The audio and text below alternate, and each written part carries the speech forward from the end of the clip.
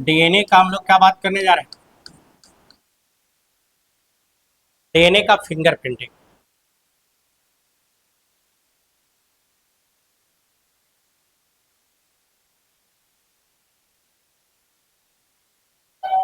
क्या होता है डीएनए फिंगरप्रिंटिंग?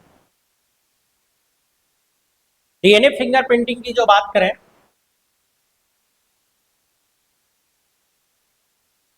तो देखो टर्म क्या है। एक टर्म है डीएनए और दूसरा है फिंगरप्रिंट। फिंगरप्रिंट हम लोग किसको बोलते हैं? थंब इम्प्रेशन को। Thumb impression. मेरा थंब इम्प्रेशन पूरे दुनिया में किसी भी दूसरे आदमी से मैच नहीं करेगा। यूनिक है। सीधा सीधी बोलूं तो यहाँ बैठा हर एक बच्चे का थंब इम्प्रेशन पूरे दुनिया में किसी दूसरे से मैच नहीं करेगा। 100%। तो ये क्या है? हमारा फिंगर प्रिंटिंग। आप कोई भी वैल्यूएबल काम करने जाइए तो वहाँ थंब इम्प्रेशन ही लेता है। फॉर्म भरिएगा तो थंब इम्प्रेशन, मकान खरीदिएगा तो थंब इम्प्रेशन, जमीन खरीदिए थंब इम्प्रेशन, ताकि आखिर किसका जमीन है। नहीं तो पूरे दुनिया में थंब इम्प्रेशन की जो बात करें वो किसी दूसरे से मैच नहीं करेगा। सेम उसी तरह से मेरा डीएनए पूरे दुनिया में 100% किसी दूसरे से मैच नहीं करेगा। पूरे दुनिया में किसी भी बच्चे से, किसी भी लोगों से, किसी भी आदमी का डीएनए 100% मैच नहीं करेगा। लेकिन एक बात बता दूं, हम लोगों का डीएनए 99.9% मैच करता है एक दूसरे से। हम लोग का 99.9% मैच करेगा, लेकिन 0.1% जो मैच नहीं किया वही यूनिक सीक्वेंस का यूज किया जाता है। किसमें? DNA finger printing. नहीं, थोड़ा और क्लियर करें इसको, डीएनए फिंगर प्रिंटिंग को। हम लोग जानते हैं कि फादर और मदर, फादर का स्पर्म जो हैप्लॉइड था जिसमें 23 क्रोमोजोम था, मदर का ओवा जो हैप्लॉइड था जिसमें 23 क्रोमोजोम था, और यही स्पर्म और ओवा जब आपस में मिला तो बना था जाइगोट। बोले तो 2n बराबर 46। सारे लोगों का जो भी सेक्सुअल रिप्रोडक्शन करता है यही जाइगोट सिंगल सेल है। और ये कैसा सेल है? तो सिंगल सेल होता है। इसी सिंगल सेल में बार बार क्या होगा? माइटोसिस। तो एक छोटे बेबी का जन्म होगा। नहीं, कंटिन्यूअस माइटोसिस होता जाएगा तो हम लोग जैसा बन जाएगा। अगर आपने माइटोसिस अच्छे से पढ़ रखा है तो आपको पता होगा कि ये एक सेल जिसमें 10 क्रोमोजोम है, जब भी डिवाइड करेगा माइटोसिस जब भी होगा, एक सेल से दो सेल होगा और क्रोमोजोम का नंबर इसमें भी 10 इसमें भी 10 होगा। आपने ये भी आप लोग जानते होगा ये दोनों सेल क्रोमोजोम के रिस्पेक्ट में 100% आइडेंटिकल बनेगा। क्रोमोजोम के रिस्पेक्ट में दोनों कैसा बनेगा? 100% आइडेंटिकल होता है, कार्बन कॉपी होता है। तो जरा गौर कीजिए, यहां पे मैंने क्या करवाया? माइटोसिस। तो यहाँ जो बच्चा है और यही कंटिन्यूअस माइटोसिस हुआ। तो हम लोग अपनी बात करें, हमारे बॉडी का चिक से सेल ले लो, हेयर से सेल ले लो, लेग से सेल ले लो, पेट फाड़ के अंदर घुसिए, हार्ट लिवर किडनी एवरीथिंग कहीं से भी सेल ले लो आप, और दो जगह के सेल को में से डीएनए को निकालिए और उस डीएनए को आपस में मैच कराइए, 100% मैच करेगा। 100% मैच करेगा। कहां से मैच करेगा? तो जो 23 क्रोमोजोम फादर साइड से आ गया, जो 23 क्रोमोजोम मदर साइड से आ गया, ये कंटिन्यू रहता है, ये कंटिन्यू रहेगा। तो हम लोग का 100% मैच करें। लेकिन मैंने क्या बोला? मैंने अभी अभी बोला 99.9% जो है हम लोग क्या है? सेम है। बेस सीक्वेंस की बात कर रहे हैं।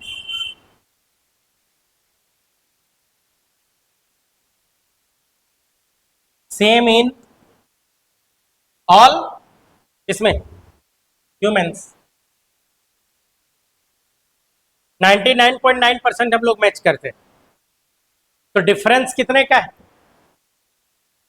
डिफरेंस की अगर बात करें तो 0.1% डिफरेंस है। डिफरेंस आर फाउंड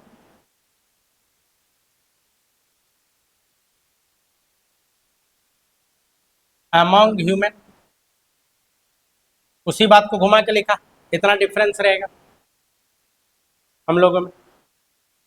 यही जो डिफरेंस है, यही डिफरेंस को ही कैलकुलेट करते हैं हम लोग। इसी के आधार पे हम लोग बोल देते हैं कि मर्डरर कौन है, रेपिस्ट कौन है। क्या मतलब इसका? एक्चुअल में डीएनए फिंगरप्रिंटिंग करते ही क्यों है?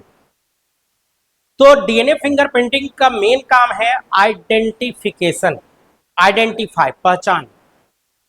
जैसे एक आसान सा एग्जांपल लेता हूं। मान लीजिए ये पेन मेरे हैंड में है और ये बच्ची क्लेम कर रही है कि नहीं ये पेन मेरा है जो सर चुराए हुए।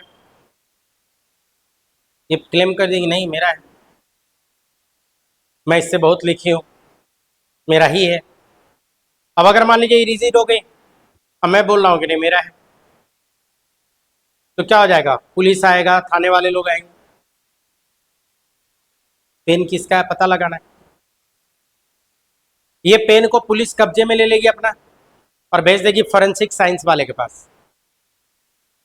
फॉरेंसिक साइंस वो भी करियर का एक अच्छा ऑप्शन है आपको, बायो लेके आप फॉरेंसिक साइंस में भी जा सकते। फॉरेंसिक साइंस वाला क्या करेगा?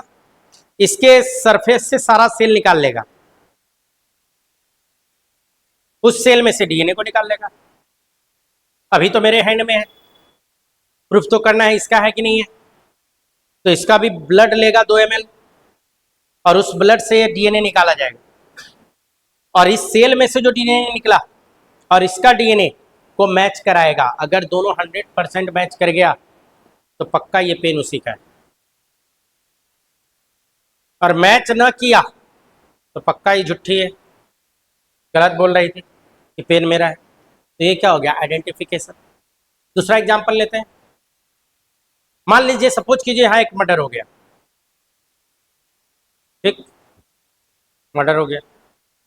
अब मर्डर हो गया तो कौन मारा? तो सीआईडी वाईडी देखे होइएगा आप लोग, दिमाग में आ रहा होगा। फॉरेंसिक साइंस वाला आएगा, किसी को घुसने नहीं देगा, लॉक कर देगा रूम, बिना परमिशन के नहीं जाना है, और अच्छे से मुआयना करेगा जो मरा हुआ है या मरी हुई है जो भी है, ठीक, मुआयना करेगा।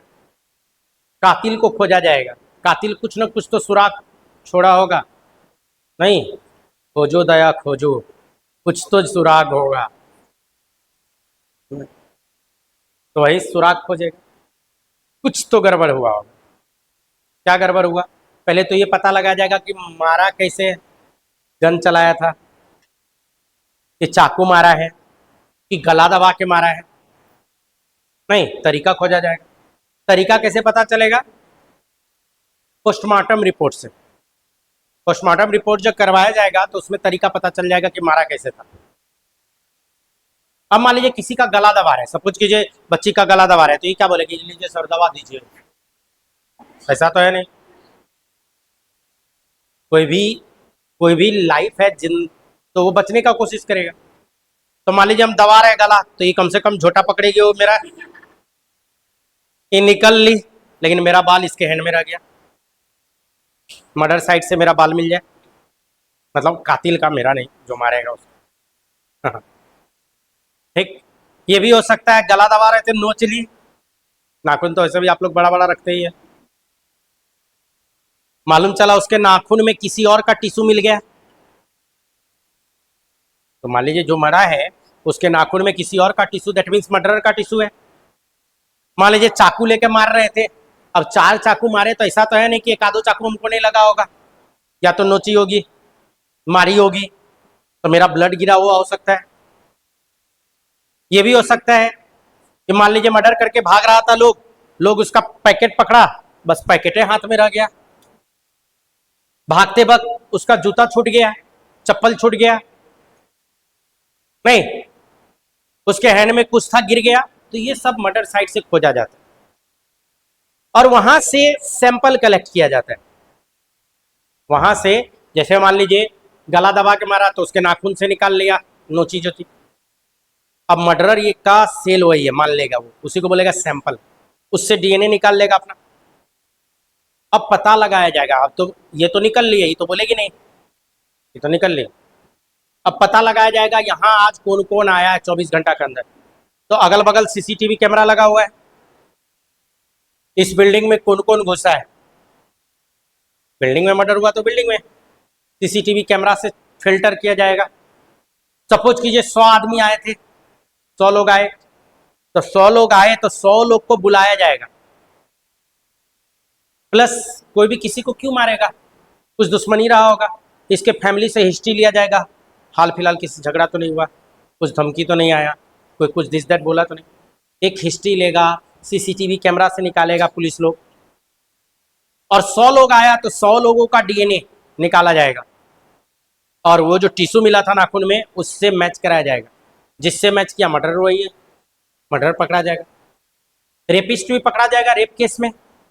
अगर मान लीजिए किसी का रेप हुआ नहीं, तो रेप केस में क्या होगा, मेल इंसेमिनेट कर देता है, ह्यूमन रिप्रोडक्शन पढ़ा हुआ आप लोग का, स्पर्म को डिपॉजिट कर दिया फीमेल के वेजाना में।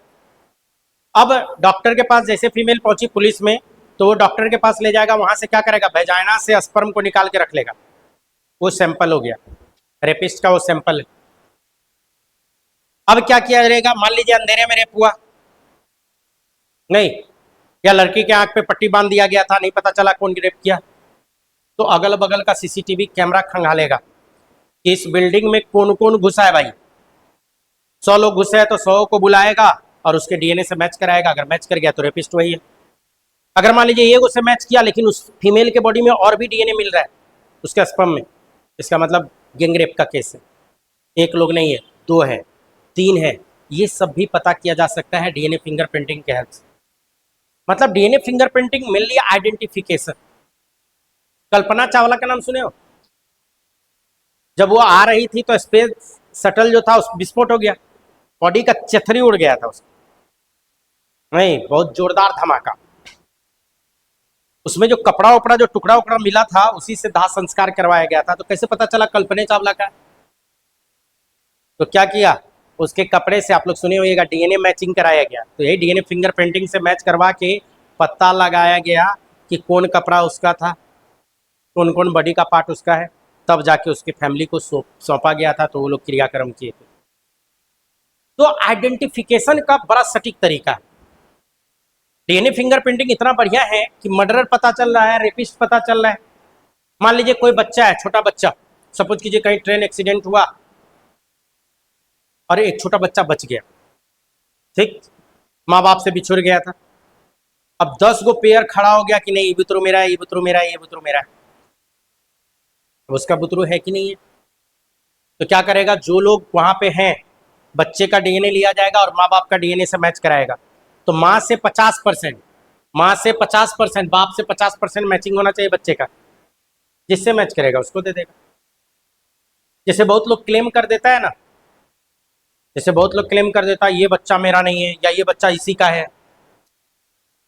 जैसे अभी कुछ दिन पहले मैं ऐसे ही व्हाट्सएप देख रहा था, तो उसमें बता रहा है कि राहुल गांधी के जो फादर थे, संजय गांधी ना, तो उनका बुतरू है ये नहीं है, उसके बारे में बताया गया। अब मान लीजिए ऐसा इस तरह का क्लेम अगर आया, तब यहाँ पे राहुल गांधी क्या कर सकता है, प्रूफ करेगा कि डीएनए फिंगरप्रिंटिंग करवाएंगे हम। तो फादर का डीएनए चाहिए, लेकिन फादर अभी है नहीं, तो दादाजी के डीएनए से भी काम चलेगा, लेकिन वो भी नहीं है। नहीं, उसमें बताया कि जब राजीव गांधी का मौत हुआ था तो उसमें भी प्लेन एक्सीडेंट से गए मरे थे ना, तो उसमें भी पता लगाना था कि इसका है कि नहीं है, किसका, राजीव गांधी का कौन कौन सा बॉडी है। तो सोनिया गांधी मना कर दी थी कि नहीं हम अपने बच्चे का डीएनए नहीं देंगे, जबकि 2 ml तो चाहिए था ब्लड, उससे पता चल जाता है कौन है। लेकिन वही है कि गलती से भी अगर मैच ना करता तो ब्लास्ट हो जाता कि इसका तो बुतरू नहीं है, किसी और का है। इस तरीके का बात अभी जस्ट फेसबुक पे मैं देख रहा था तो उसमें दिखा। तो कहने का मतलब अगर कोई ब्लेम कर रहा हो जैसे मान लो कोई फीमेल अभी एगो खड़ी हो जाए, एगो बुतरू को लेकर बोल दे कि अनिल अंबानी का बेटा है, वही बोल सकती है इस तरह का बात, कोई भी फीमेल खड़ी हो जाएगी। अगर वो प्रूफ कर दी ना कि अनिल अंबानी का बेटा है, तो वो लड़का रातों रात अरबपति बन जाएगा। जिस दिन प्रूफ हुआ अरबपति है वो, उसके पूरे संपत्ति का आधा का हकदार। तो अब इस केस में क्या होगा, वो लड़की क्लेम करेगी, लेडीज, उनका डीएनए लिया जाएगा, अनिल अंबानी का, उस बच्चे का डीएनए लिया जाएगा और मैच कराया जाएगा। बाप से 50% अगर उस बच्चे का मैच कर गया ना, दैट मीन्स बेटा उसी का है। और अगर मैच नहीं किया तो अनिल अंबानी उल्टा उस पे केस ठोक के जेल करवा देगा।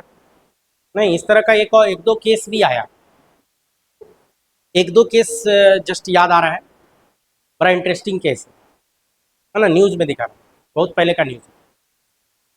उस केस में क्या था, एक बहुत अमीर आदमी होटल में रुका, जनरली होटल में रुकता है, नहीं तो किसी के साथ आया था होटल में रुका, तो वहाँ जो रूम सर्विस जो साफ सफाई करती है इसे, तो जब साफ सफाई कर रही थी तो उसके रूम में नहीं कॉन्डोम मिला, स्पर्म के साथ, स्पर्म के साथ कॉन्डोम रखा हो। तो उसने क्या किया, उस स्पर्म को सिरिंज में लिया और अपने में इंजेक्ट कर लिया। अब इंजेक्शन हो गया, प्रेग्नेंट हो गई, प्रेगनेंसी हो गया, उससे चाइल्ड भी आया, बुतरू को जन्म भी दी, पूरा एकदम साजिश के तहत वो की थी। और फाइनली वो क्लेम की कि ये जो बच्चा है उसी का बच्चा है, और जब भी ये क्लेम हो जाएगा ना, तो मेल का जितना संपत्ति है उसका आधा का हकदार वो हो गया। लेकिन बाद में जब वो क्लेम किया, नहीं हम इसके साथ तो कुछ ऐसा हुआ ही नहीं, जब सीसीटीवी कैमरा ये सब खंगाला, तो होटल में तो चप्पा चप्पा पे सीसीटीवी लगा देता है ना, तो वहाँ पे मालूम चला वो पकड़ा गई। नहीं, लेकिन था तो बच्चा, डीएनए उसी का था। तो इस तरह का भी खेल हो जाता है, इस तरह का भी खेल हो सकता है। तो कहने का मतलब डीएनए फिंगर प्रिंटिंग आइडेंटिफिकेशन के लिए मेनली यूज करते हैं। अलग बात है इसका कुछ लोग मिसयूज भी कर सकते हैं, नहीं तो मिसयूज भी किया जा सकता है। तो डीएनए फिंगर प्रिंटिंग में ध्यान रखना है किसके लिए करेंगे, आइडेंटिफिकेशन, आइडेंटिफाई किया जा सकता है मर्डरर कौन है, रेपिस्ट कौन। कैसे करेगा, जरा सा उस पर आते हैं। तो सबसे पहले क्या किया जाता है, जैसे ह्यूमन का डीएनए को निकाला गया, जैसे सैंपल जो मिला था, सैंपल, सैंपल किसको बोलेंगे, जैसे मैंने बोला हेयर रह गया, टिश्यू रह गया, नहीं हेयर सैंपल हो सकता है, टिश्यू सैंपल हो सकता है, ब्लड हो सकता है सैंपल, सीमेन सैंपल हो सकता है, तो ये सब सैंपल। तो सैंपल के डीएनए से, सैंपल का जो सेल है इससे क्या निकालेगा, डीएनए, इससे क्या आइसोलेट करवाया जाएगा, डीएनए, डीएनए निकाला गया। और डीएनए को जब जोर जोर से घुमाया जाएगा ना, तो डीएनए में यहाँ पे दो बैंड बनेगा, एक मोटा बैंड और एक पतला बैंड, दोनों डीएनए, इसको बोलता है बल्क डीएनए, ज्यादा में आया बल्क डीएनए इसको बोला है। और इसको जो घुमाया था तो सीजियम क्लोराइड डाल दिया था, सीजियम क्लोराइड में डाल के घुमा देता है। तो जैसे घुमाया तो एक मिला बल्क डीएनए, और इसके ऊपर एक और डीएनए का बैंड मिला था पतला सा, यही डीएनए का नाम है सैटेलाइट डीएनए, सेट डीएनए, या सैटेलाइट भी लिख सकते हो आप, थोड़ा ही लिख दो क्या, सैटेलाइट डीएनए। सैटेलाइट क्यों बोले, जैसे मैं पूछूं सैटेलाइट कहाँ रहता है, तो नीचे देखो ऊपर, ऊपर, तो ऊपर में डीएनए आया, इसीलिए उसको क्या नाम दिया गया, सैटेलाइट डीएनए। ऊपर डीएनए आया तो उसका नाम क्या पड़ा, सैटेलाइट डीएनए। तो सैटेलाइट डीएनए ऊपर क्यों आया, डीएनए एक के साथ कहीं नहीं आया, तो पक्का नीचे वाला भारी होगा तो नीचे आया, हल्का होगा डेंसिटी के अकॉर्डिंग। एक्चुअल में सैटेलाइट डीएनए 80 रिच होता है, एडेनिन थायमिन रिच होता है, ज्यादा होता है इसमें। सैटेलाइट डीएनए की जो बात करेंगे 80 रिच होता है, एडेनिन थायमिन सैटेलाइट डीएनए में ज्यादा मिलता है, डेंसिटी उसका कम हो जाता है तो वो ऊपर आ जाता है, क्योंकि डेंसिटी ग्रेडियंट सेंट्रीफ्यूगेशन करते हैं तो डेंसिटी के अकॉर्डिंग यहाँ पे आ जाता है। अब पता लगाया ये सैटेलाइट डीएनए, तो मालूम चला ये भी दो तरह का, सैटेलाइट डीएनए भी दो तरह का, एक होता है माइक्रो सैटेलाइट,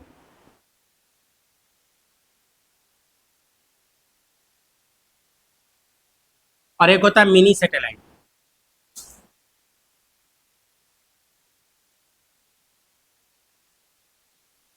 तो एक है माइक्रो सैटेलाइट और दूसरा क्या बोला, मिनी सैटेलाइट। माइक्रो सैटेलाइट किसको बोलेंगे sir, micro satellite?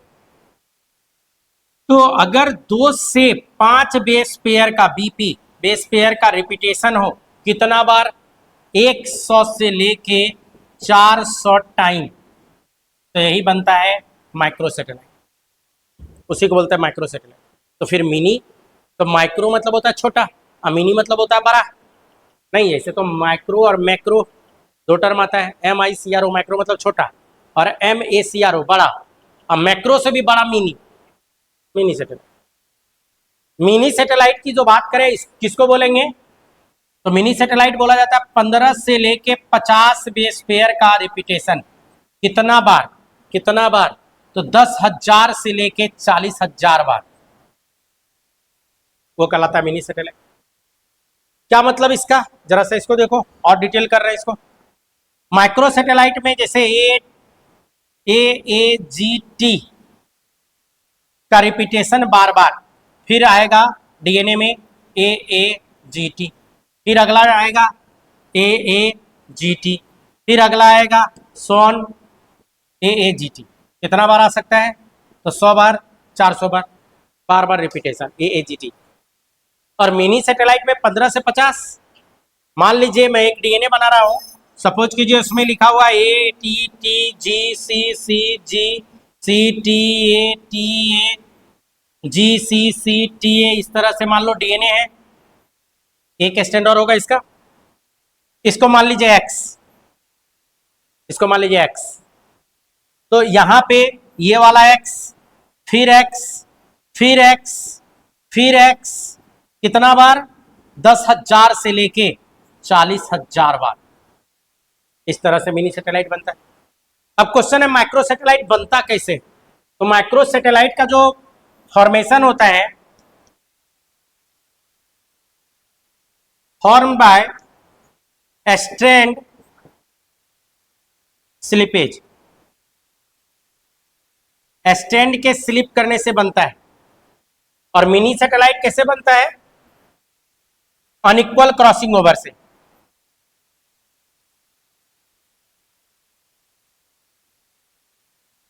Mini satellite कैसे बनेगा, अनइक्वल क्रॉसिंग ओवर से, और ये स्टैंड स्लिपेज से। अब क्वेश्चन है सर क्या स्टैंड स्लिपेज और क्या अनइक्वल क्रॉसिंग ओवर, वो भी बता रहा हूं। अनइक्वल क्रॉसिंग ओवर क्या होता है और स्टैंड स्लिपेज की जो बात कर रहे हैं वो क्या होता है। तो जरा सा इसको छोटा कहाँ का हटा,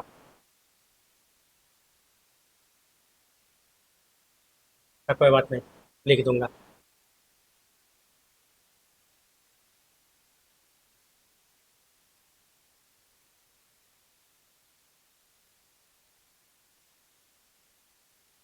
बीच में गड़बड़ कर रहा है ना,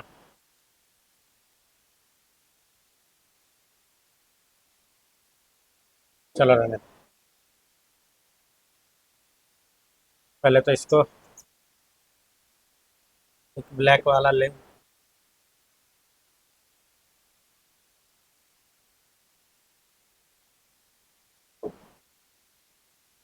फॉर्म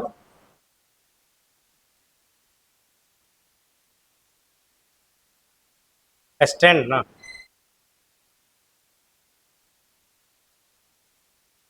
स्टैंड स्लिपेज और unequal crossing over. Stand slippage क्या होता है, जैसे मान लीजिए DNA का रेप्लिकेशन होता है जो, तो कोई DNA है, इसमें आप लिख लो 1 2 3 4 5 6 7 8 9 10 न्यूक्लियोटाइड का था, और नया DNA बन रहा था इस पे। तो DNA बनता गया बनता गया बनता गया, 6 तक बन गया, हाइड्रोजन बॉन्ड इधर बना नहीं, तो 1 2 3 4 5 6 इवन 7 तक भी बना लो।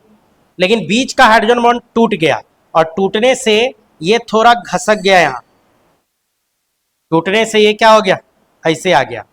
तो यहाँ कहाँ तक बन गया था, 4 5 6 7 तक, अब फिर ये बन गया दोबारा 5 6 7 8 9 10। तो ये वाला को अगर पकड़ के खींच दो तो देखो यहाँ क्या आया, 1 2, नीचे से गिनते हैं 1 2 3 4 5 6 6 7, और उसके बाद आया 6 7, फिर 5 6 7 8 9 10। तो जरा गौर कीजिए, 5 6 7 और 5 6 7 का रिपीटेशन हुआ ना, इसी को बोलता है स्टैंड स्लिपेज। और अनइक्वल क्रॉसिंग ओवर क्या होता है, जरा सा इस पे भी बात कर ले। ये मान लो एक ये कलर, इसमें लिख लो 1, ये क्रोमोजोम है 2 3 4 5 6, क्रोमोजोम की बात कर रहे हैं। ये न्यूक्लियोटाइड था, यहाँ 1 2 3 क्या किए, न्यूक्लियोटाइड। और यहाँ पीस ऑफ क्रोमोजोम, यहाँ पे पीसेस ऑफ क्रोमोजोम की बात कर रहे हैं, क्रोमोजोम है। तो जरा गौर कीजिएगा। अब यहाँ पे अगर एक और ले ले दूसरे कलर से जानबूझ के लिए, ताकि आपको डिफरेंस पता चले, 1 2 3 4 5 6 7 कर लीजिए, 1 2 3 4 5 6 7 इस तरह से, या 6 तक ही रहने दो। अनइक्वल क्रॉसिंग ओवर में मान लीजिए ये क्रॉस ओवर हो गया यहाँ पे इससे 1 नंबर से, 1 नंबर। तो अब 1 नंबर से क्रॉसिंग ओवर हो गया है, तो अब जो यहाँ पे बन के आएगा, बन के जो फाइनल प्रोडक्ट आएगा, तो फाइनल प्रोडक्ट में देखो क्या क्या आएगा, 1 आएगा, 2 आएगा, 3 भी आएगा, 4 भी आएगा। लेकिन 4 के बाद क्या आ जाएगा, 4 के बाद 5 नहीं आएगा, क्या आ जाएगा, 2 3 4 5 फिर आ जाएगा, 2 आएगा, 3 आएगा, 4 आएगा, जगह नहीं है तो छोटा कर दिया 5 एंड देन 6, ये वाला आ जाएगा। और दूसरा जो बनेगा, दूसरा इधर वाला, तो एक में आएगा 1, और 1 के बाद क्या आ जाएगा, 5 और 6, 1 के बाद क्या आ जाएगा, 5 और 6, 5 6। तो ये जो बना यहाँ पे गौर कीजिए, 2 3 4 2 3 4, ये क्रोमोजोम का पार्ट है, तो ढेर सारा न्यूक्लियोटाइड होगा क्रोमोजोम की जो बात कर रहे हैं, इसका रिपीटेशन। तो ये कैसे बना, अनइक्वल क्रॉसिंग ओवर से। और ये कैसे बना, स्टैंड स्लिपेज से बनता है। क्लियर है यहाँ तक। हम लोग जो डीएनए फिंगरप्रिंटिंग करवाते हैं, मिनी सैटेलाइट से करवाते हैं। किससे करवाएंगे, मिनी सैटेलाइट। तो जब भी डीएनए फिंगरप्रिंटिंग कराया जाता है, नहीं तो उसके लिए क्या यूज होता है, mini satellite used for the DNA fingerprinting. तो डीएनए फिंगरप्रिंटिंग के लिए क्या यूज करेंगे हम लोग, मिनी सैटेलाइट करेंगे। कैसे करेंगे, शायद घंटी लग गया नहीं, ऐसे सैटेलाइट डीएनए सबको हम लोग बोलते हैं जंक डीएनए, याद रखिएगा, जंक नहीं, satellite DNA is also known junk DNA. कैसे बना, तो ये म्यूटेशन से बनता है। ये दोनों कैसे बना, सैटेलाइट डीएनए या ये जो हुआ, ये यहाँ पे हम लोग क्या बोल सकते हैं, ये क्या हुआ है, म्यूटेशन। इसमें भी हम लोग क्या बोल सकते हैं, ये क्या हुआ है, म्यूटेशन। नहीं तो आज यहीं तक रहने देते हैं, बाकी इसके टेक्निक्स के बारे में ऐसे आपको बता दूं, एलेक्स जाफरी, डीएनए फिंगरप्रिंटिंग को करवाने वाले साइंटिस्ट का नाम क्या था, जाफरी, एलेक्स जाफरी ने किया था। नहीं तो उसके बारे में बात करेंगे, लेकिन यहाँ तक याद रखिएगा, इससे आगे हम लोग अगले क्लास में कर लेंगे डीएनए फिंगरप्रिंटिंग। क्लियर है यहाँ तक, क्योंकि अभी टाइम है नहीं, बार बार बेल लगाया जा रहा है, फोटो लेना है, ले लीजिए। तो किसने डेवलप किया, जाफरी नाम के साइंटिस्ट। द टेक्निक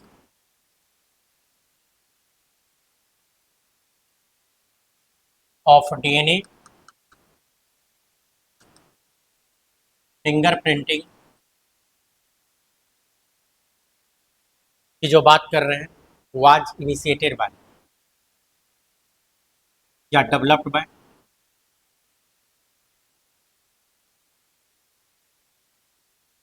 साइंटिस्ट का क्या नाम है, जाफरी। तो पूरा नाम क्या है, एलेक्स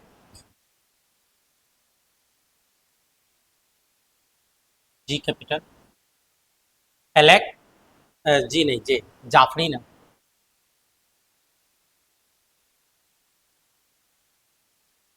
नहीं, एलेक्स जाफरी, इन्होंने ही सबसे पहले डेवलप किया था।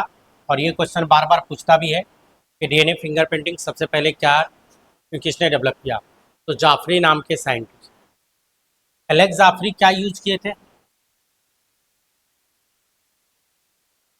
किसको यूज किए थे? सैटेलाइट डीएनए को बताया। जाफरी जो यूज किए थे किसको? Satellite DNA. कौन सा सैटेलाइट? तो एलेक्स जाफरी जो यूज किए थे सैटेलाइट डीएनए। नहीं, और इसी सैटेलाइट डीएनए में यूज जो किए गए थे, यूज जो किया गया था सैटेलाइट डीएनए में कौन सा? तो मिनी सैटेलाइट। मिनी सैटेलाइट का यूज किए थे। क्यों किए थे यूज मिनी सैटेलाइट या सैटेलाइट डीएनए की जो बात करते हैं उसमें दिखता है मिनी सैटेलाइट में satellite DNA saw very high degree of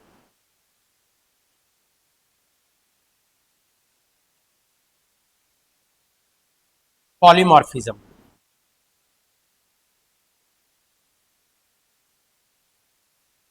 satellite DNA में बहुत ही हाई डिग्री ऑफ पॉलीमॉर्फिज्म मतलब वेरिएशन देखने को मिलता है। नहीं, और यही जो very high degree of polymorphism है इसी को बोला जाता है इज कॉल्ड VNTR। क्या है VNTR? पूरा नाम होता है variable number tandem repeat. VNTR का अगर फुल नेम लिखो, variable number tandem tandem repeat. VNTR variable number tandem repeat. तो वेरिएबल नंबर में टेंडम रिपीट का मतलब होता है लगातार रिपीटेशन, तो VNTR मिलता है। तो VNTR variable number tandem repeat जो बता रहा हूँ, ये VNTR आखिर मिलता कहाँ है? तो ये कहाँ मिलता है? Found in mini satellite. Mini VNTR मिलता है मिनी सैटेलाइट के अंतर्गत। नहीं, VNTR variable number tandem repeat. VNTR जो वेरी करता है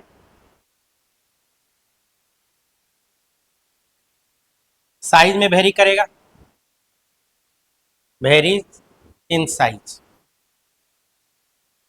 वैसे तो एनसीईआरटी के अकॉर्डिंग लिखूँ तो इसमें जो वेरी VNTR जो करता है तो एनसीईआरटी लिखता है 0.1 से लेके कितना किलो बेस का? 20 किलो बेस रिपीटेशन होता है। क्या रिपीटेशन? इससे पहले जो मैंने यहाँ पे बताया था मिनी सैटेलाइट, तो यही बताया था कि कोई एक पार्टिकुलर सीक्वेंस है उसका बार बार बार बार क्या होता है? रिपीटेशन। तो इसी रिपीटेशन के बारे में बोल रहा था। तो यहाँ पे 15 से 50 बेस पेयर का 10,000 से 40,000 बार रिपीटेशन, तो उसी को ये लिख रहा है 0.1 से 20K, ये अकॉर्डिंग टू एनसीईआरटी है।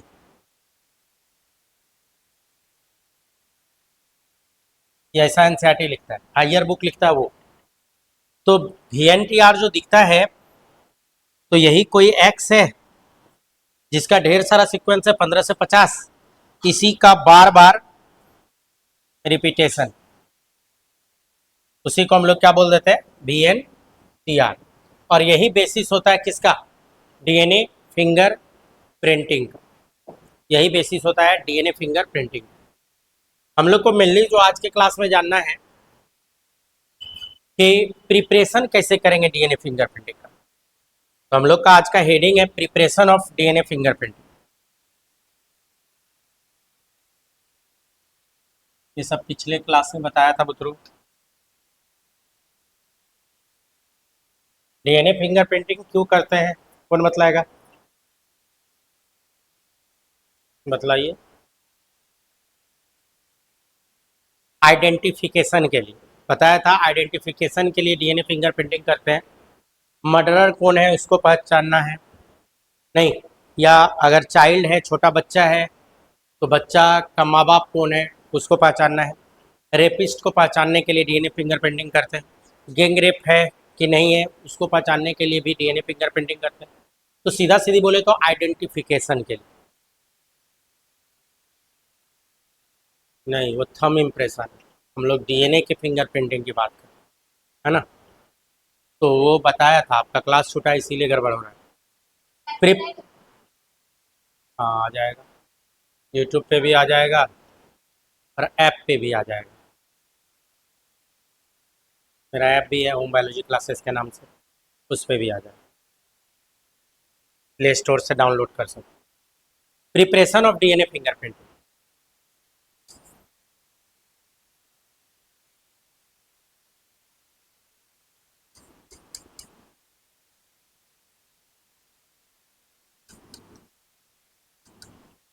हाँ,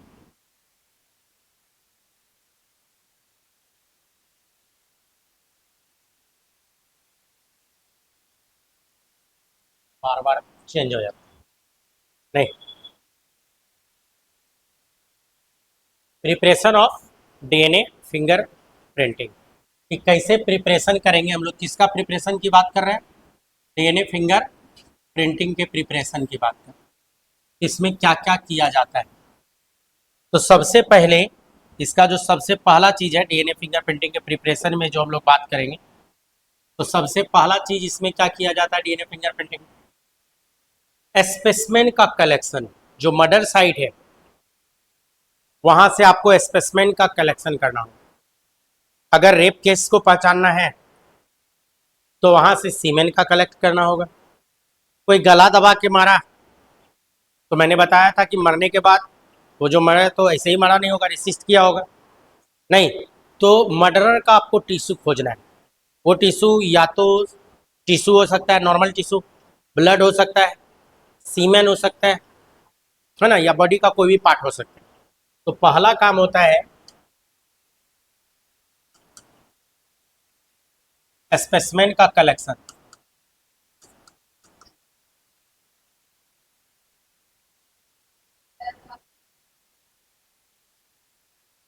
ये सब बात डिस्कस पिछले क्लास में ही हुआ है, बताया था ना।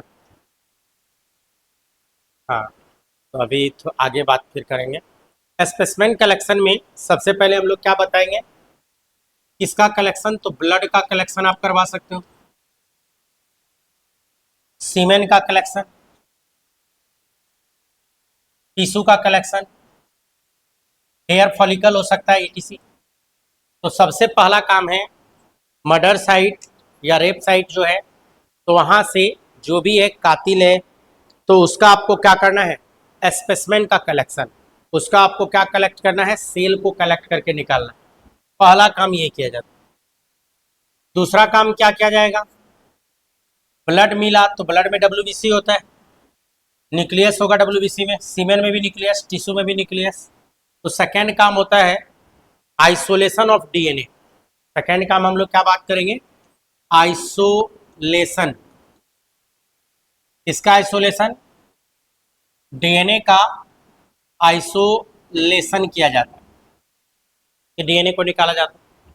अब डीएनए को कैसे निकालेंगे ये तो बायोटेक्नोलॉजी जब पढ़ेंगे तो डिटेल बात करेंगे। हल्का सा आइडिया दूं, तो अगर एनिमल टिश्यू है, कोई ह्यूमन का है, तो मेम्ब्रेन को तोड़ना पड़ेगा, मेम्ब्रेन में से आपको न्यूक्लियस निकालना पड़ेगा, न्यूक्लियर मेम्ब्रेन को तोड़ना पड़ेगा, तब क्रोमोजोम निकलेगा। क्रोमोजोम मेनली तीन चीज का बना होता है, डीएनए, आरएनए, प्रोटीन। तो प्रोटीन को कटवा दीजिए, आरएनए को कटवा दीजिए, डीएनए आपको मिल जाएगा। तो डीएनए का हम लोग आइसोलेशन करेंगे। तीसरा काम, जो डीएनए मिला तो स्पेसिमेन से निकाले हैं। जैसे मान लीजिए कोई मर्डर किया, गला दबा के, गला दबा रहा था और कोई बाल पकड़ लिया और बाल रह गया एक दो पीस उसके हैंड में, तो अब जो फॉरेंसिक वाले लोग आएंगे तो देखेंगे इसके हैंड में बाल किसका है, तो पक्का हाथापाई हुआ होगा, झगड़ा हुआ होगा, तो उसका बाल है। तो उसका जो बाल आप उखाड़ोगे ना तो उसमें एक वाइट वाइट फॉलिकल निकलता है जिसको हेयर फॉलिकल बोलते हैं। वहां से क्या निकाल लेगा, सेल या टिश्यू को निकाला। अब उसमें से जो डीएनए निकालेगा, अब डीएनए में भी आपको पता है कि मेन डीएनए को तो छोड़ देगा, सैटेलाइट डीएनए की बात करेंगे। सैटेलाइट डीएनए में भी कौन सा सैटेलाइट, मिनी सैटेलाइट। तो डीएनए बहुत ही कम निकलेगा। ऐसा तो है नहीं कि मार रहा है मर्डर, मार दिया और अपना झोटा उखाड़ उखाड़ के दे दे, ले पहचानते रहियो कि कौन है। ऐसा करेगा क्या कि अपना पूरा बाल उखाड़ के दे दिया हाथ में, ले, ऐसा तो करेगा नहीं, वो तो गलती से एक दो गो बाल टूट गया होगा। नोची अगर लड़की है या लड़का है, नोचा या नोची, तो क्या होगा, उसके नाखून में टिश्यू आ गया होगा, तो थोड़ा बहुत आया होगा, तो उससे डीएनए क्या मिलेगा, बहुत ही कम। तो डीएनए कम मिलेगा तो फिर काम करना मुश्किल हो जाएगा, तो डीएनए को बढ़ाना पड़ेगा। डीएनए को बढ़ाने के लिए हम लोग को रेप्लिकेशन करवाना पड़ेगा। तो जो सेल में करते हैं, नेचुरल सिस्टम में करते हैं, तो उसको बोलते हैं रेप्लिकेशन। लेकिन वही रेप्लिकेशन को अगर मशीन के द्वारा किया जाए, मशीन के द्वारा अगर हम लोग उसको करें, तो उसको बोला जाता है पीसीआर। पीसीआर टेक्नोलॉजी होता है, टेक्निक है, polymerase chain reaction, PCR. PCR क्यों करेंगे, तो एम्पलीफाई, पीसीआर के हेल्प से एम्पलीफाई करवा देंगे। एम्पलीफाई करेंगे, किसका एम्पलीफिकेशन करेंगे, एम्पलीफाई किया जाएगा डीएनए का। मतलब आपको पता है कि पीसीआर की जो बात करें तो इसमें डीएनए का रेप्लिकेशन ही होता है, और आपको ये बात पता है कि जब भी रेप्लिकेशन होता है आइडेंटिकल कॉपी ही होता है। मैंने जब रेप्लिकेशन पढ़ाया था, बताया था, तो बताया था ऑलवेज कार्बन कॉपी नहीं, कार्बन कॉपी ही मिलता है रेप्लिकेशन में, जीरोक्स कॉपी होता है, या आप कह सकते हैं आइडेंटिकल कॉपी बनता है रेप्लिकेशन में। तो क्या होगा, जो डीएनए मर्डरर का निकला तो उसका आप क्या किए, कॉपी कर ली, ढेर सारा डीएनए बना के रख ली। ये तीसरा स्टेप। पीसीआर पूरा डिटेल में बायोटेक में देखेंगे, जैसा कि मैंने पहले ही आपको बता रखा है। यहाँ ये जो है डीएनए फिंगरप्रिंटिंग पूरी तरह से बायोटेक्नोलॉजी का चीज़ है, और यहाँ हर एक स्टेप बायोटेक का आएगा। जैसे आइसोलेशन ऑफ डीएनए बायोटेक में डिटेल देखेंगे, पीसीआर बायोटेक में डिटेल देखेंगे, और भी अभी आने वाला टेक्निक वो सब बायोटेक में देखेंगे। लेकिन आपका एनसीईआरटी में जेनेटिक्स में दिया हुआ है, तो मजबूरन यहीं पे पढ़ाना पड़ रहा है ना। लेकिन पूरी तरह से क्लियर होगा जब बायोटेक आप पढ़िएगा तब। अब पीसीआर करवा लिए, पीसीआर करवाने के बाद चौथा स्टेप जो किया जाता है, digestion of DNA. Digestion of DNA, digestion of DNA. DNA का जो डाइजेशन किया जाता है, इंडोन्यूक्लियेज एंजाइम यूज होता है with the help of, with the help of endonuclease.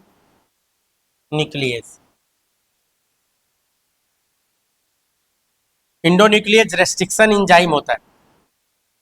इंडोन्यूक्लियेज क्या है, तो ये होता है रेस्ट्रिक्शन एंजाइम। अब रेस्ट्रिक्शन एंजाइम भी आपको नहीं पता अभी, रेस्ट्रिक्शन एंजाइम पे पूरा एक क्लास बायोटेक्नोलॉजी में चलेगा। ये हर एक स्टेप एक एक क्लास का, आइसोलेशन ऑफ डीएनए, पीसीआर, ये सब पूरा एक एक क्लास बायोटेक्नोलॉजी में डिटेल में आएगा। तो इसको हम लोग क्या किए, तोड़वा दिए, कटवा दिए। तो डाइजेशन ऑफ डीएनए कहने का मतलब है कि ये मान लीजिए डीएनए है,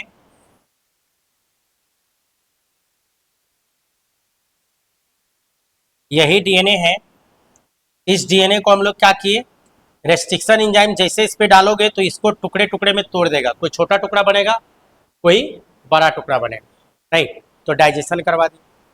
डाइजेशन करवाने के बाद पांचवा नंबर पॉइंट जो बहुत ही इंपॉर्टेंट पॉइंट है, जिसको बोलता है इलेक्ट्रोफोरेसिस।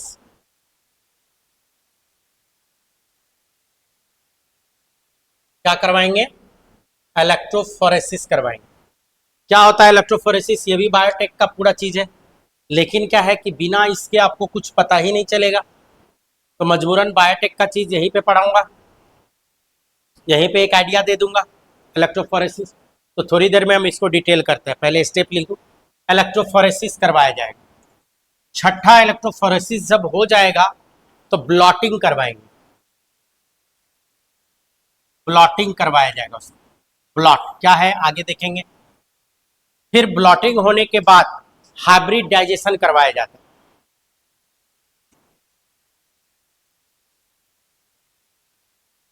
हाइब्रिडाइजेशन करवाया जाएगा उसका, और जब हाइब्रिडाइजेशन हो जाएगा तो फाइनली ऑटो रेडियोग्राफी, क्या करवा लेते हैं हम लोग, ऑटो रेडियोग्राफी।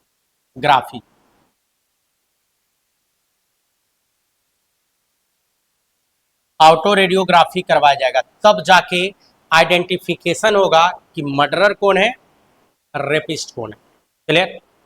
तो अब क्या क्या बताया, पहले तो है कि मर्डर साइट से आपको सैंपल कलेक्ट करना है मर्डरर का, नहीं, उसका सेल कलेक्ट करना है, उस सेल में से डीएनए को निकालना होगा, उस डीएनए का अमाउंट को बढ़वाना होगा, अमाउंट जब बढ़ जाए तो उसको कटवाना पड़ेगा, जब ये छोटे छोटे टुकड़े में कट जाए तो इसको एम्पलीफाई करवाना पड़ेगा, सॉरी एम्पलीफाई कर दी, ये इलेक्ट्रोफोरेसिस करवाना पड़ेगा, इलेक्ट्रोफोरेसिस के बाद ब्लॉटिंग करवाना पड़ेगा, then hybridization, then auto radiography. तो सबसे पहले हम लोग देखते हैं यहाँ इलेक्ट्रोफोरेसिस, क्योंकि इसके बिना आप डीएनए फिंगरप्रिंटिंग कुछ भी नहीं समझ में आएगा।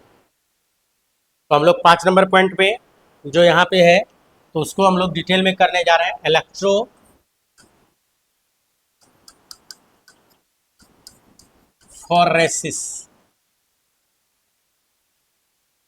इलेक्ट्रोफोरेसिस कैसे करेंगे? इलेक्ट्रोफोरेसिस टर्म तोड़ दीजिए, 2 टर्म आ रहा है,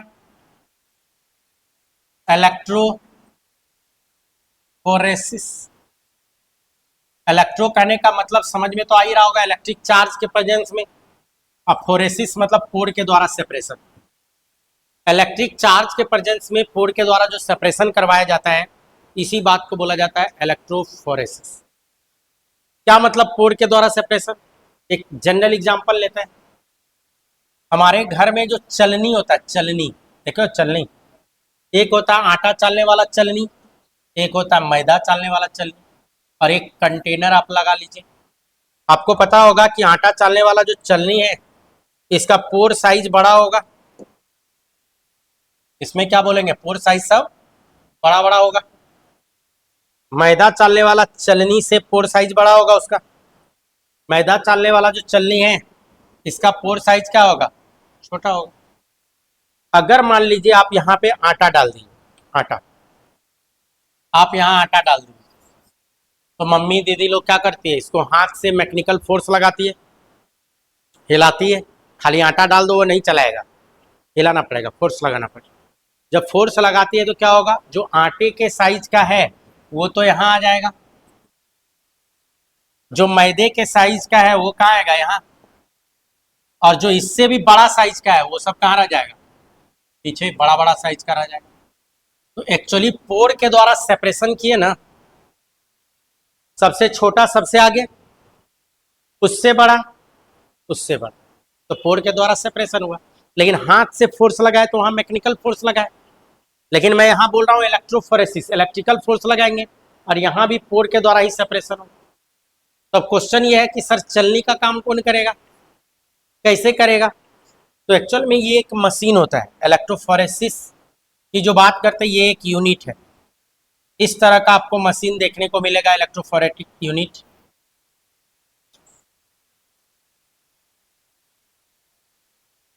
इलेक्ट्रोफोरेटिक यूनिट को देखिएगा तो इस तरह का आपको दिखेगा,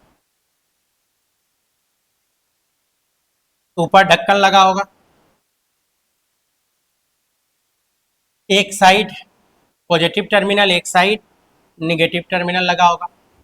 मान लीजिए हम इधर ही खींच लेते हैं, ये मान लो कि नेगेटिव टर्मिनल है, और इधर हम इसको खींच लेते हैं, ये पॉजिटिव टर्मिनल है। क्योंकि electric charge, electric current pass करेगा तो नेगेटिव पॉजिटिव होना जरूरी है। ये दोनों आके एक छोटा सा इंस्ट्रूमेंट होता है जिसका नाम है पावर पैक। पावर पैक से कनेक्टेड होगा। पावर पैक का काम है कांस्टेंट वोल्टेज देगा,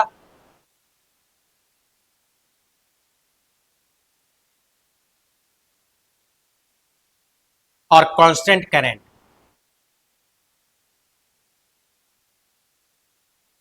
पावर पैक का काम है, और पावर पैक मेन हम लोग का जो बोर्ड होता है बिजली का, मेन लाइन से कनेक्टेड होगा। ठीक, ये है इलेक्ट्रोफोरेस्टिक यूनिट। कैसे करवाएंगे? तो इलेक्ट्रोफोरेसिस करवाने के लिए हम लोग को पोर बनाना पड़ेगा, क्योंकि पोर के द्वारा सेपरेशन। अब पोर कैसे बनाए? पोर बनाने के लिए यूज होता है एग्रोज जेल। एक्चुअल में ये जो इलेक्ट्रोफोरेसिस है इसका पूरा नाम होता है एग्रोज जेल इलेक्ट्रोफोरेसिस। नहीं, इस इलेक्ट्रोफोरेसिस को हम लोग क्या बोलते हैं, एग्रोज जेल इलेक्ट्रोफोरेसिस आप बोल सकते हैं। तो एग्रोज जेल बनाना पड़ेगा। अब क्वेश्चन है सर कैसे बनाए एग्रोज जेल? तो नाम से ही क्लियर है, एग्रोज इसी का यूज होगा। एग्रोज क्या होता है? पॉलीसेक्राइड है। एग्रोज क्या होता है? पॉलीसेक्राइड। एग्रोज पॉलीसेक्राइड होता है। ठीक। एग्रोज जो होता है प्यूरिफाइड फॉर्म है अगर अगर का। अब कहेगा अगर अगर क्या है, जानते हो?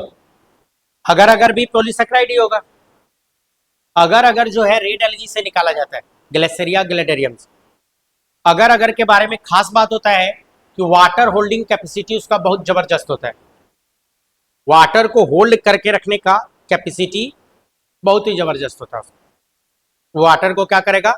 पकड़ के रख लेगा, होल्ड करके रख लेगा, कैप्चर करके रख लेगा। कितना? 1 ग्राम अगर अगर का औकात है 99 ग्राम, ऐसे तो एमएल में बोलना चाहिए, वाटर को होल्ड कर लेगा। अपने औकात से सोचिए, 99 टाइम ज्यादा वाटर को होल्ड करने का क्षमता रखता है। जैसे 1 गिलास आप पानी ले लीजिए और उसमें 1 चम्मच अगर अगर डाल दीजिए, तो अगर अगर पॉलीसेक्राइड एक जल्दी घुलेगा नहीं, जल्दी नहीं घुलेगा। उसको आप हीट कर दीजिए, अगर अगर घुल जाएगा। जब घुल जाएगा तो अगर अगर का प्रॉपर्टी होता है 44 डिग्री से ऊपर लिक्विड और उससे नीचे सेमी सॉलिड। जब वो ठंडा हो जाए, रूम टेम्परेचर पे आ जाए, पूरा ग्लास पानी का पलटिए और ग्लास निकाल दीजिए। पूरा पानी ग्लास के शेप का आपके हैंड पे रहेगा, एक बूंद भी गिरेगा नहीं। आप चाहो तो उसको चाकू से बर्फी की तरह काट लो। मार्केट में जेली वाला कभी टॉफी खाया हो? जस्ट लाइक वही। इवन बहुत लोग अगर अगर ही मिलाते हैं, है ना, उसको जमाने के लिए। फूड वाला जो होता है उसमें अगर अगर ही डाला जाता है। जैसे अगर कभी चिकन उकन बनाए, रस पतला हो जाए, तो आप क्या करो, आधा चम्मच या 1 चम्मच अगर अगर डाल दो, चिकन के रस को बर्फी की तरह काट लोगे, है ना। बहुत सारा मिठाई उठाई जो बनता है, जितना भी जेली जैम सब बनता है, उसमें अगर अगर डाल दिया जाता है। तो अगर अगर से ज़्यादा कॉस्टली होता है एगरोज, उसी का प्यूरिफाइड फॉर्म है। तो ये क्या होता है? जेल बना देगा, जेली बना देगा। कैसे बनाएंगे? तो हम लोग क्या करेंगे, 100 ml वाटर ले लीजिए, 100 ml वाटर ले लीजिए इसके अंदर, बीकर के अंदर, और इसमें डाल दीजिए एगरोज। क्या डाल दे? एगरोज। एगरोज को डाल दो। अब क्वेश्चन है, सर कितना एगरोज, कितना एगरोज को डाला जाए? तो इस बात का डिसाइड होता है कि आपका जो डीएनए है, उस जो कट लगवाए हैं उसका साइज कितना है। जितना ज्यादा अगर अगर डालोगे, पोर साइज उतना ही छोटा होगा। अगर आपका डीएनए बहुत छोटा छोटा है तो कंसंट्रेशन ज्यादा डालना होगा। आपका डीएनए बड़ा बड़ा है, कम कंसंट्रेशन में भी काम चलेगा नहीं। तो मोटा मोटी अगर बात करें तो 5%, 5 से 7% अगर अगर यूज किया जाता है। 5 से 7% अगर अगर डाल दीजिए। तो जैसा कि बताया, पानी में घुलेगा नहीं। आपको क्या करना होगा, इसको हीट, जैसे हीट कीजिएगा एकदम घुल जाएगा, ट्रांसपेरेंट लिक्विड मिलेगा हीट होने के बाद। अब करना क्या है, हमको जेल बनाना है। तो जेल कैसे बनाए? तो इलेक्ट्रोफोरेटिक यूनिट जो होता है ना, इलेक्ट्रोफोरेसिस जो करवा रहे हैं, उसका जो यूनिट होता है, यहाँ पे जो स्टेज है, तो इस पे रखने के लिए एक ट्रांसपेरेंट कांच दिया जाता है, कांच रहता है नहीं। अब कांच पे कोई लिक्विड डालेंगे तो बह जाएगा, तो बहे नहीं। तो उसके लिए रबर चारों साइड से लगा दिया जाता है, उसका आता है, रबर लगा दीजिए ताकि वो उठ जाए। और हम लोग को कभी अगर रबर ना मिल रहा हो तो सेलो टेप भी यूज करते थे, ऐसे करके, वो बिजली वाला टेप, ऐसे करके उठा लेते थे थोड़ा सा और इस साइड दाब देते थे। एक साइड इधर दाब दिए, इधर से, जस्ट लाइक प्लेट, प्लेट की तरह तैयार कर लिया। अब मान लो यही है, प्लेट की तरह तैयार है। अब इसमें करेंगे क्या, प्लेट की तरह ये तैयार है।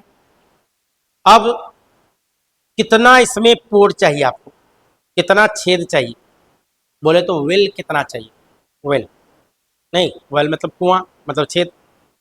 जैसे अगर आपको 4 छेद चाहिए, 4 क्यों चाहिए? जैसे सैंपल एक है और 3 पे शक है कि यही तीनों में मर्डर किया है, तो 4 छेद चाहिए। अगर 10 पे आपको शक है तो एक सैंपल प्लस 10, 11 छेद चाहिए। छेद कैसे बनाएंगे? तो उसके लिए कॉम्ब आता है, कॉम्ब, कंघी में कैसे दांत होता है, तो उसको कॉम बोलते हैं। इसमें 90 डिग्री के ऊपर कॉम को रख दिया जाता है, 90 डिग्री ऐसे रख दीजिए हॉरिजेंटल। और ये जो आप जेल तैयार किए लिक्विड, जब 60 डिग्री के आसपास आ जाए तो इसको पोर कर दीजिए। जैसे डालिएगा छोड़ दीजिए इसको रूम टेम्परेचर पे, तो क्या होगा, रूम टेम्परेचर पे छोड़ने पे क्या हो जाएगा कि ये जम जाएगा। जमेगा तो आप इसको 90 डिग्री पे उठा लीजिए। तो जो लिक्विड डाले थे तो वहां गड्ढा रह जाएगा ना, लिक्विड के पास क्या होगा, गड्ढा रह जाएगा। तो गड्ढा रह गया वहां, तो जैसे 4 गो दांत डाले तो 4 गो गड्ढा, 11 गो डाले तो 11 गो गड्ढा, जितना आपको चाहिए वो कर ली। और देन सेलो टेप है तो हटा दीजिए, रबर हटा दीजिए, अब जम चुका है, अब गिरने वाला नहीं। देन क्या करेंगे, इसका ढक्कन हटाएंगे और इसको लाके यहाँ डाल देंगे। तो जैसे यहाँ पे डालिएगा लाके, तो मान लीजिए यही जेल है, आपने जो जेल प्रिपरेशन किया और इसी में छोटा छोटा गड्ढा है, हम 3 दिखा दिए, छोटा छोटा इसमें क्या है, गड्ढा वेल बना हुआ। इतना प्रिपरेशन करने के बाद अगला स्टेप में अब क्या करेंगे हम लोग, नेक्स्ट स्टेप। अब अगला स्टेप में हम लोग क्या करते हैं कि हम लोग को इसमें डीएनए को दौड़ाना है, डीएनए चाहिए डालेंगे। तो जेल प्रिपरेशन हो चुका है, यही जेल चलनी की तरह काम करेगा। बोले तो जेल में छोटा छोटा छेद होगा, पूर होगा। सेकेंड स्टेप में आपको क्या करना है, जो सैंपल आपके पास था, सैंपल डीएनए, तो ये मान लो सैंपल डीएनए था, और जिसपे भी आपको शक था, मान लीजिए हम 2 गो ले लेते हैं, एक कोई आदमी एक्स है, एक वाई है जिसपे शक था, उसका भी डीएनए ले लीजिए आप। जिसपे शक था पुलिस उसको बुलाएगी, उससे ब्लड ले लेगी, ब्लड में से क्या निकाल लेगा, न्यूक्लियस, न्यूक्लियस से डीएनए को निकाल लेगा। ठीक, सैंपल डीएनए जो मर्डर साइट या रेप साइट पे मिला था उसको निकाला, और जिसपे शक था उसको लिया। अब इसमें क्या करना है, रेस्ट्रिक्शन एंजाइम डालना है जो डीएनए को कटवाएगा। जैसा कि मैंने बताया, जो रेस्ट्रिक्शन इसमें डाले, सेम रेस्ट्रिक्शन सेम अमाउंट में, सेम टेम्परेचर पे, सेम टाइम के लिए सब में डालेंगे। मतलब यहाँ का इन्वायरमेंट इक्वल करना है, सेम काम करना है सब में, 19-20 नहीं करना है, एकदम नाप नाप के डालना होता है ना। रेस्ट्रिक्शन एंजाइम जितना एमएल इसमें डालेंगे उतना ही इसमें डालेंगे, उतना ही इसमें डालेंगे, माइक्रोलीटर में डलाता है। सेम टेम्परेचर पे डालेंगे, सेम टाइम के लिए, आधा घंटा के लिए डाले तो सब में आधा आधा घंटा। अब डाल दिए, अब क्या करना है, डीएनए जो नेकेड आई से हम लोग को तो दिखेगा नहीं, नेकेड आई से डीएनए दिखने वाला है नहीं, जब सेल ही नहीं दिखता है तो डीएनए कहाँ से दिखेगा। तो उसको देखने के लिए इसमें आप डाल सकते हैं ईटीबीआर, इथिडियम ब्रोमाइड, ईटीबीआर। ऐसे आपको बता दूं, ईटीबीआर यहाँ ना डाल के हम लोग दूसरे जगह डालते हैं, ईटीबीआर सब में डालिए। एक्चुअल में ईटीबीआर यहाँ पे डाला जाता है, इसमें डाला जाता है इथिडियम ब्रोमाइड, लेकिन ईटीबीआर कार्सिनोजेनिक होता है। तो यहाँ पे जो इथिडियम ब्रोमाइड जो लिक्विड फॉर्म में रहेगा उसको डालिएगा तो उसको हैंडल करना लिक्विड को थोड़ा मुश्किल होता है। और यहाँ पे क्या है, छोटा सा भाइल के अंदर है तो आसानी से हम लोग हैंडल कर लेते हैं, या तो यहाँ नहीं तो यहाँ, जहां मन करे दोनों में से एक जगह डालें। प्लस क्या है, डीएनए आपको कुछ दिखेगा नहीं तो उसमें ट्रैकिंग डाई भी डालते हैं, ट्रैकिंग डाई। इसके अंदर क्या डालेंगे, ट्रैकिंग डाई, ट्रैकिंग डाई जो डीएनए को ट्रैक करेगा। जितना अमाउंट में डाले हैं सब में सेम डालेंगे ट्रैकिंग डाई। इतना करने के बाद, इतना करने के बाद अब क्या है कि जरा देखिए, पॉजिटिव पॉजिटिव और निगेटिव, तो तार टूटा हुआ है, तार तो जुड़ा नहीं है, तो करंट फ्लो तो करेगा नहीं। अब अगर मान लीजिए तार जोड़ दे, मान लीजिए हम ऐसे करके तार जोड़ दे तो तार होके करंट फ्लो करेगा, हमको तो इसके होते हुए कराना है, इसके पोर में से होके कराना है। तो तार कैसे डाले अब इसके अंदर, तो तार न डाल के तार जैसा कुछ चीज डालते हैं जिसका नाम है बफर। इसके अंदर क्या डालेंगे, बफर। बफर लिक्विड होता है, इलेक्ट्रिसिटी का गुड कंडक्टर होता है। इतना बफर डालिए कि जेल को डुबा दे, पूरा जेल डुबा रहे बफर में। एक साइड डालते जाइए, अपने आप उस साइड शिफ्ट कर जाएगा। पोर होते हुए घुस के निकल गया बफर, तो बफर इलेक्ट्रिसिटी का गुड कंडक्टर है, तो पॉजिटिव टर्मिनल और निगेटिव टर्मिनल मिल गया। अब क्या करेंगे, इसका पहले ढक्कन हटाएंगे, सैंपल का डीएनए को उठाएंगे और यहाँ एक में डाल देंगे। मान लीजिए सैंपल के डीएनए को मैं रेड नहीं, ग्रीन से शो कर रहा हूँ। सैंपल जो मिला था यहाँ पे डीएनए डाल दिए एक में, तो इसको आप लिख दीजिए ये सैंपल है, पता चले किसमें क्या डालना है। फिर इसका डीएनए को उठा के डालिए, इसका डीएनए को उठा के डालिए, फिर एक में डाले ए का, इसमें ए का डीएनए, और इसका भी कलर मैं चेंज कर दूं तो ज़्यादा अच्छा रहेगा, इसका कलर, इसका बी का डीएनए, सॉरी एक्स वाई लिया ना, तो एक्स का डीएनए और इधर इसमें ले लिए वाई का डीएनए, डाल दिए। डालने के बाद आप ढक्कन लगाओ, पावर पैक में दोनों लीड को घुसाओ, ऑन कर दीजिए, आप मेन प्लग डाल के ऑन कर दीजिए। गलती से भी अब इसको छूना नहीं, क्योंकि यहाँ लिक्विड है, लिक्विड में भी क्या नेकेड वायर की तरह काम करेगा ये, अगर गलती से हाथ से टच कर दिए तो नेकेड वायर की तरह काम करेगा, और नेकेड वायर छूने पे क्या होता है आपको बतलाने का जरूरत नहीं, कभी ना कभी झटका लगा ही होगा, नहीं तो दिक्कत करवा देगा, छूना नहीं। अब जब देखोगे तो ये इसमें आपको क्या दिखेगा, ट्रैकिंग डायल, केवल क्या दिखेगा, ट्रैकिंग डायल। जब ट्रैकिंग डायल लास्ट में आ जाए, लास्ट में ये कलरफुल होता है तो दिखेगा, लास्ट में आ जाए मतलब इलेक्ट्रोफोरेसिस आपका हो चुका है। अब आप क्या कीजिए, स्विच ऑफ कीजिए, पावर पैक से ऑफ कीजिए, दोनों का लीड निकालिए, ढक्कन निकालिए और इसको निकालिए।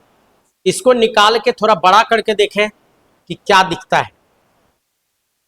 अगर इसको डायरेक्ट देखना है तो ऑटो रेडियोग्राफी पे डाल दीजिए और देखिए, आसानी से दिखेगा, बताता हूं कैसा दिखेगा।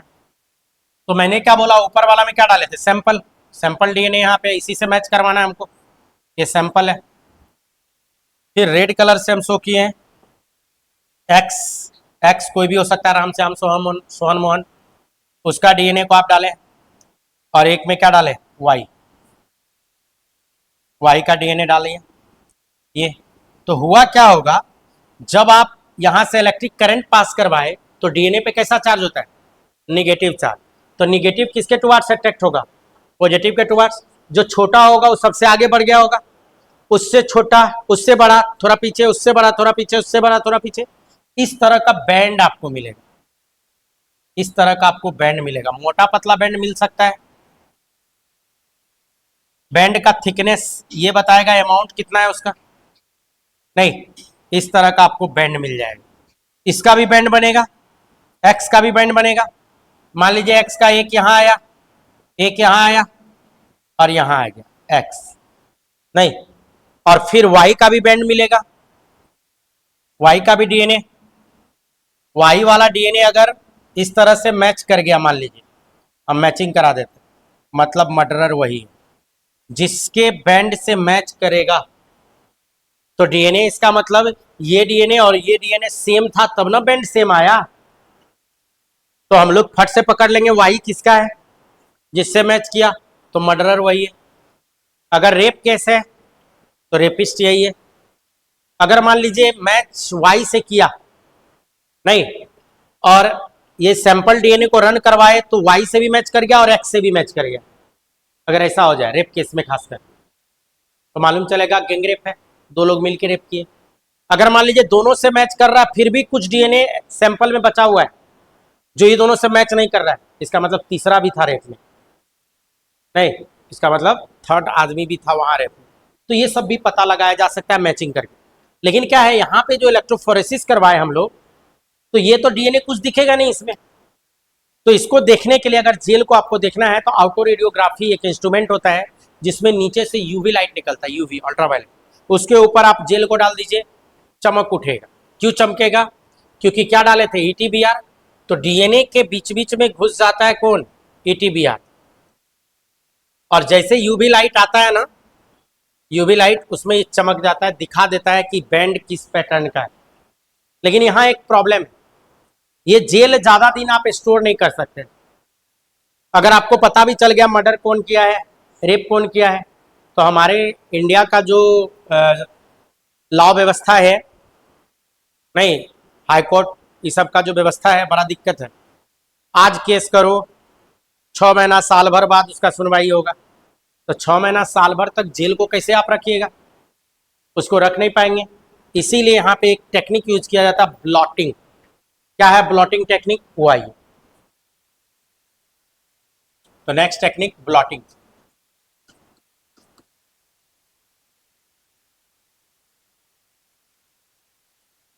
ब्लॉट करवाना है। ब्लॉटिंग का मतलब होता है सुखवाना। क्या कर लेना? सुखवा लेना। BLOTTING, blot.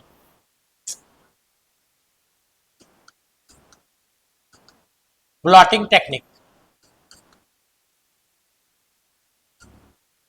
सुखवा लेना। जैसे मान लीजिए कहीं पे यहाँ टाइल्स पे पानी गिरा दीजिए, तो पानी गिरा दिए, तो हम लोग घर में क्या करते हैं, उसको हम सोचते हैं कि एब्जॉर्ब करवा लें, तो न्यूज़पेपर डाल दो, देखिए वो सोख लेगा ना। नॉर्मल आप अपना कॉपी का भी पेपर डालिए, वो भी सोख लेगा, लेकिन न्यूज़पेपर फास्ट सोखेगा, आपका कॉपी का पेपर थोड़ा कम सोखेगा।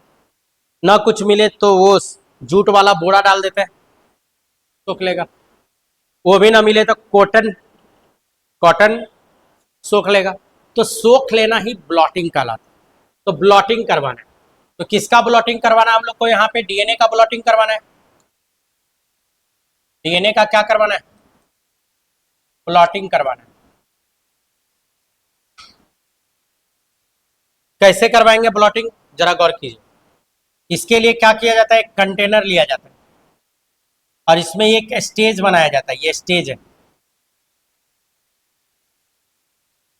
इस स्टेज पे हम लोग देखो क्या करेंगे, बोर्ड पे नजर रखिए नहीं तो नहीं समझ में आएगा। इस पे बिक लगाते, बिक। बिक क्या होता है? बिक बत्ती जानते हो? बत्ती, लालटेन और लैंप देखे हो? लालटेन और लैंप में चौला वाला बत्ती आता है ना, तो यहाँ पे थोड़ा और चौला वाला बत्ती लगा देना है, नीचे तक सटा दीजिए। फिर क्या करते हैं, इसमें हम लोग फिर से बफर डालते हैं। यहाँ पे फिर से बफर डाला जाएगा, इल्यूजन बफर डालते हैं इसमें। लेकिन ध्यान रहे, स्टेज के ऊपर से पास नहीं होना चाहिए बफर, स्टेज के नीचे। बत्ती इसीलिए लगाए हैं कि बफर इससे सोख के इसके ऊपर ले जाएगा। अब जो जेल प्रिपेयर किए थे, ये वाला, ये वाला, ये जो बना हुआ है, तो नीचे कांच है, ऊपर में जेल है, इसको लाइए और इसके ऊपर डाल दीजिए। लेकिन कांच के साइड डालेंगे तो गड़बड़ हो जाएगा। जेल लोडर एक होता है नोकीला सा, उससे कांच खींच लीजिए और जेल इस पे डाल दीजिए। मतलब जेल को डाल दिया गया इसके ऊपर,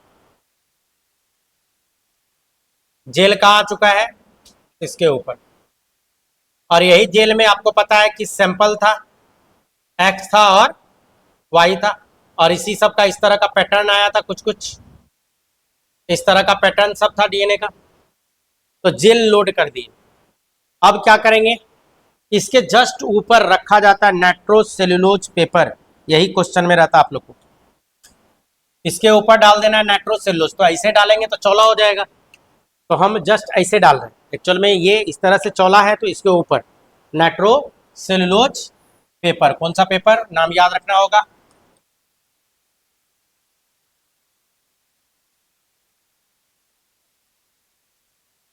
या नायलॉन पेपर, या तो नायलॉन पेपर भी यूज होता है यहाँ पे।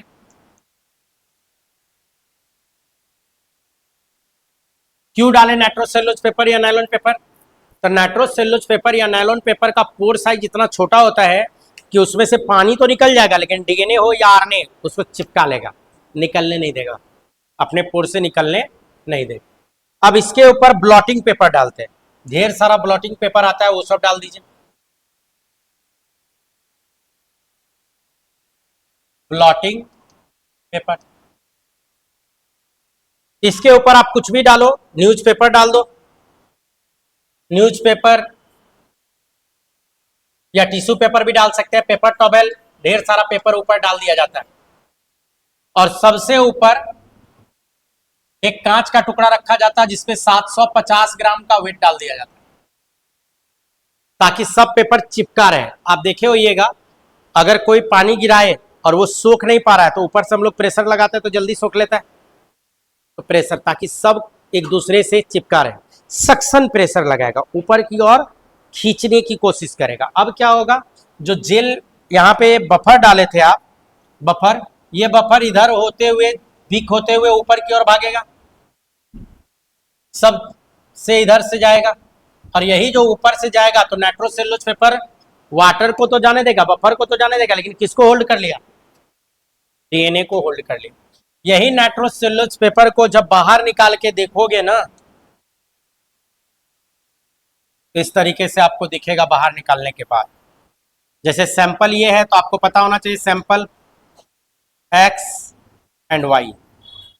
सैंपल को मैंने ग्रीन से शो किया था, तो ये मान लो यहां इस तरह का पैटर्न आया, नहीं एक्स का पैटर्न, एक्स का भी कुछ पैटर्न आया था, मान लीजिए इस तरह का पैटर्न आया था एक्स का, और वाई का भी पैटर्न आया था आपका, वाई का पैटर्न मान लो ऐसा है। तो ये आ गया नाइट्रोसेल्युलोज पेपर। कहाँ गया है? नाइट्रोसेल्युलोज पेपर। तो इसी को बोलते हैं ब्लॉटिंग। डीएनए के लिए जो ब्लॉट करवाते हैं उसका नाम है साउदर्न ब्लॉटिंग। आरएनए होता है तो नॉर्दर्न, साउदर्न नॉर्दर्न, प्रोटीन के लिए वेस्टर्न, इस तरह का नाम दिया जाता है। आपको बस डीएनए का याद रखना है, साउदर्न ब्लॉटिंग बोला जाता है उसको, इस टेक्निक को। हाँ देखो याद करवा देते हैं। कभी मैप बनाओ, मैप, मैप में ऊपर क्या लिखते हो? North, south, east, west. मान लो यहाँ डीएनए, तो DNA double stand, RNA single stand.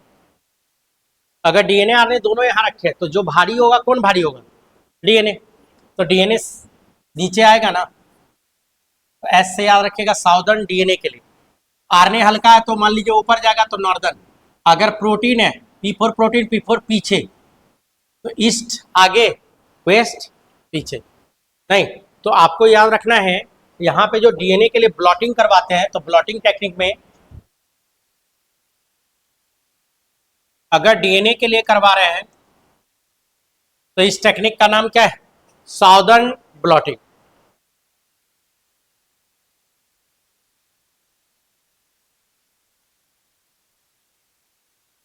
Southern नहीं, साउदर्न ब्लॉटिंग।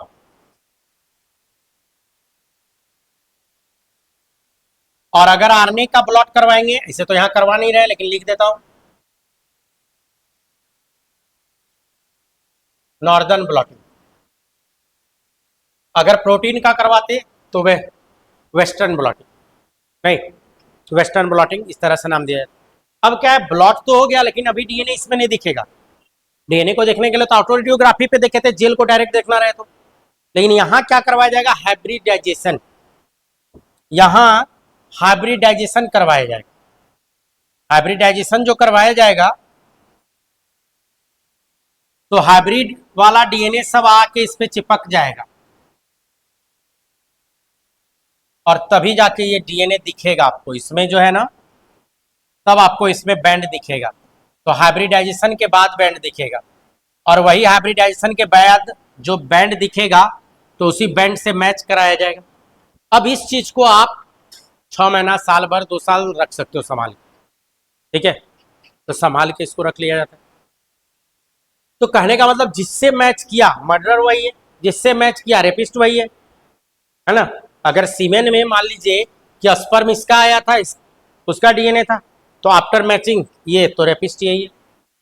तो कहने का मतलब आइडेंटिफिकेशन हम लोग आसानी से करवा सकते हैं, किसके हेल्प से? डीएनए। डीएनए को मैच करवाया जा सकता है। कौन सा डीएनए? Satellite DNA. कौन सा satellite? Mini satellite. Mini satellite में ही क्या था? VNTR, variable number tandem repeat. यही है आपका डीएनए फिंगर प्रिंटिंग। क्लियर है? यहां तक में कोई डाउट है तो बोलिए। DNA finger printing close. अब मॉलिक्यूलर जेनेटिक्स का लास्ट टॉपिक आपका अभी बचा हुआ है, ऐसे टाइम भी बचा हुआ है तो कर ही लेते हैं। नहीं, पैकिंग ऑफ डीएनए।